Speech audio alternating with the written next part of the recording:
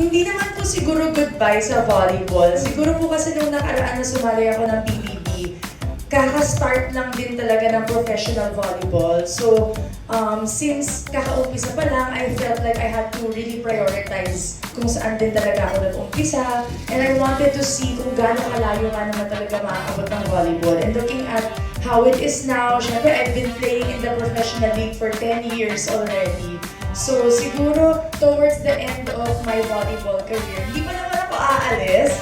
Pero, syempre, as you grow older and you have a lot of different priorities, I also want to try out different areas. And dun ko nga talaga pinano and namin din ang jowa na bumalik din in show business and see what is there if may mga opportunities. And I want to learn more things and new things and to try it out then because sabi nga ni Tito June, yung mga kapatid ko, yung daddy ko, and sabi ko, gusto ko rin siguro ma-experience for myself. Pero as of now, hindi pa po ako magpapaalam completely sa